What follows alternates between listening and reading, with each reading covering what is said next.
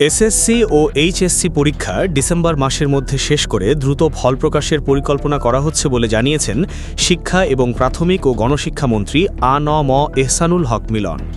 সরকার শিক্ষার একাডেমিক ক্যালেন্ডারে পরিবর্তনের উদ্যোগ নিয়েছে বলেও জানিয়ে তিনি বলেন, ফল প্রকাশের পরপরই বিশ্ববিদ্যালয়ে ভর্তি হবে শিক্ষার্থীরা।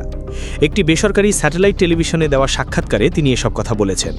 শিক্ষামন্ত্রী বলেন, আমরা ডিসেম্বরের মধ্যে পরীক্ষা নিতে পারলে সিলেবাস, কারিকুলাম, ক্লাস টেস্ট ও বোর্ড পরীক্ষা সব শেষ হবে। এরপর জানুয়ারিতে মাধ্যমিকে ভর্তি হবে। এতে 2 বছরের মধ্যেই কারিকুলাম ও সিলেবাস সম্পন্ন হবে শিক্ষার্থীদের। ডিসেম্বর একাডেমিক ক্যালেন্ডারের শেষ মাস। এ মাস পরীক্ষার জন্য নির্ধারিত থাকবে জানিয়ে তিনি বলেন, বোর্ডগুলোকে এ সময়ে পরীক্ষা নিতে হবে এবং দ্রুত ফল প্রকাশ করতে হবে। ফল প্রকাশের পরপরই বিশ্ববিদ্যালয়ে ভর্তি হবে শিক্ষার্থীরা। 16 বছর বয়সে এসএসসি পাশ করবে আর 18 বছর বয়সে এইচএসসি। কোনো সেশন জট ছাড়াই তারা বিশ্ববিদ্যালয়ে যাবে উল্লেখ করে মন্ত্রী বলেন, আমরা কারিকুলাম নিয়ে কাজ করছি। সম্ভব হলে 2027 সাল থেকেই এটি কার্যকর করা হবে।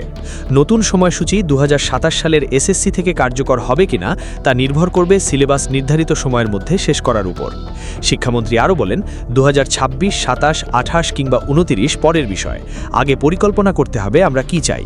ডিসেম্বর একাডেমিক বছর শেষ হবে, এর মধ্যেই সব সম্পন্ন করব।